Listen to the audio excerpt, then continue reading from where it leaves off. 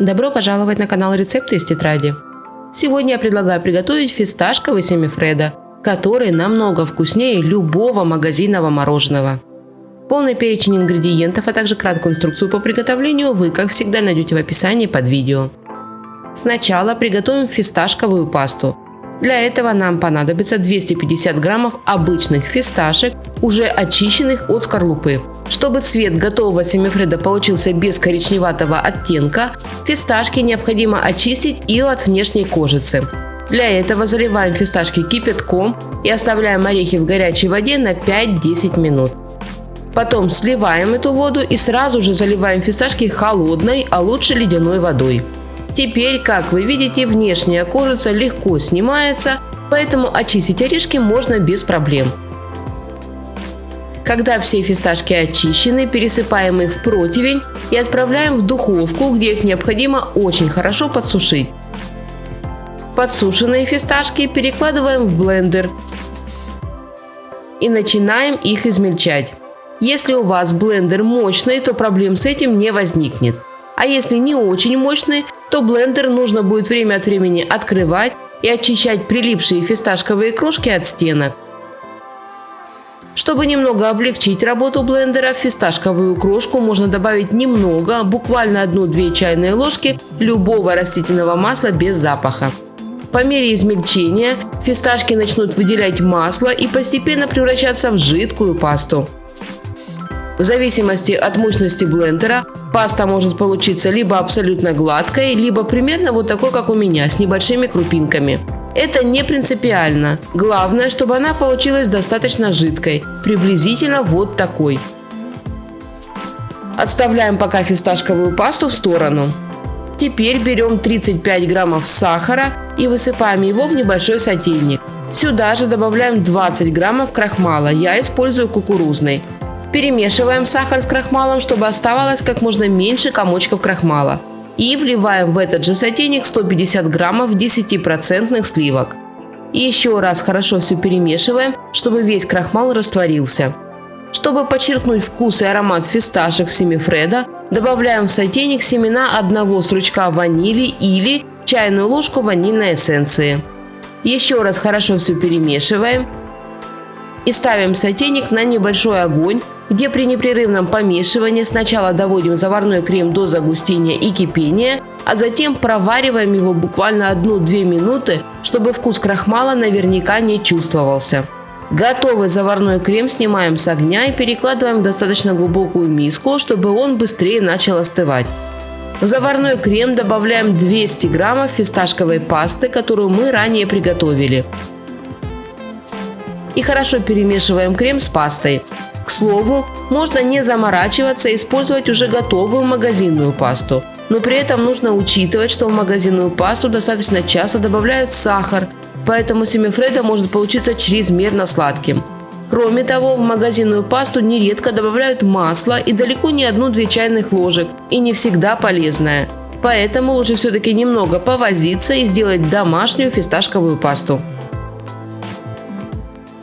Готовую фисташковую основу накрываем пищевой пленкой в контакт и оставляем на столе до полного остывания, а затем убираем в холодильник на 2-3 часа, чтобы она хорошо охладилась.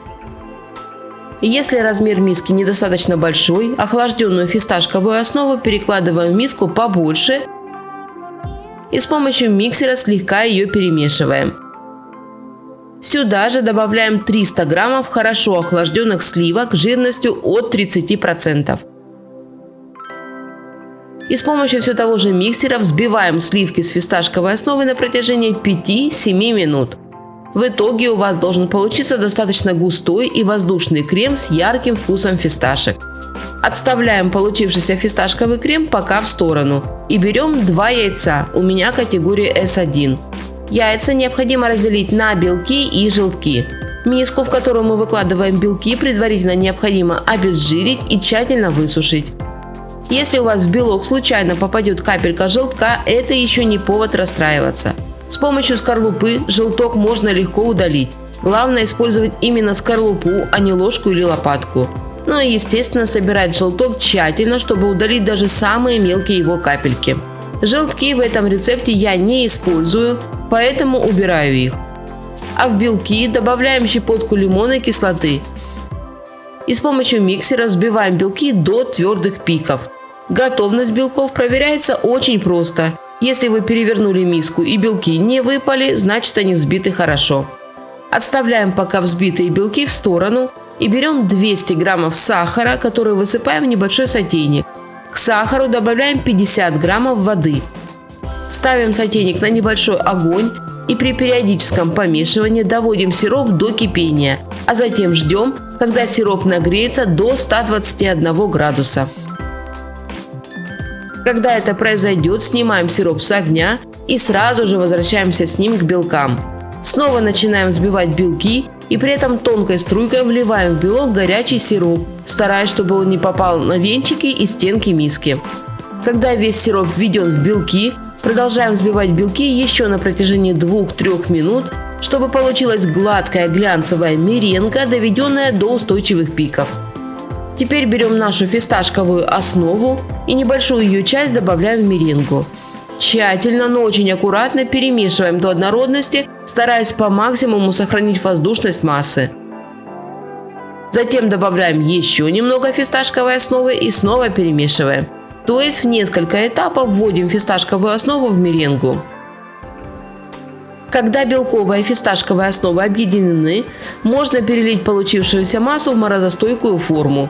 У меня это вот такая прямоугольная форма размером 20 на 10 на 7 сантиметров, дно и бока которой я предварительно выстелила пленкой. В принципе, уже сейчас можно отправлять форму с фисташковой белковой массой в морозилку, но я очень рекомендую добавить еще один элемент. Берем 100 граммов любого шоколадного печенья, у меня это сегодня Орео. Перекладываем его в блендер и измельчаем до состояния мелкой крошки. В получившуюся шоколадную крошку добавляем остатки фисташковой пасты, это примерно 40-50 граммов. И хорошо перемешиваем ее с крошкой печенья. Получившуюся шоколадно-фисташковую крошку высыпаем на фисташко-белковую массу в форме и аккуратно ее разравниваем.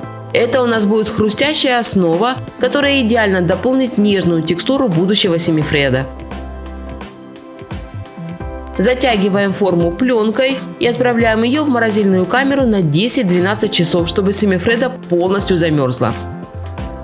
Перед подачей готовое фисташковое семифредо можно украсить рубленными фисташками или, например, живыми цветами или шоколадной крошкой. Вкус такого семифреда получается очень насыщенным и максимально приближенным к настоящему фисташковому джелато, которое можно попробовать только в Италии и только в итальянских джелатериях. Это ярко выраженный вкус фисташек с ненавязчивым сливочным послевкусием и кремовая текстура, которая достигается во многом благодаря тому маслу, которое выделилось из орехов, когда мы готовили фисташковую пасту. Вот эта насыщенность фисташковой пасты очень доминирует во вкусе семифреда, и это очень вкусно. Поэтому обязательно готовьте этот итальянский десерт, который не только прекрасно освежает, но и отлично насыщает. Не забывайте ставить лайки, если вам понравился этот рецепт. И, конечно же, подписывайтесь. У меня в тетрадке еще много вкусных и интересных рецептов, которыми я с радостью поделюсь. Мира всем нам, здоровья и чистого неба над головой. Берегите себя и своих близких. Приятного аппетита и до новых встреч!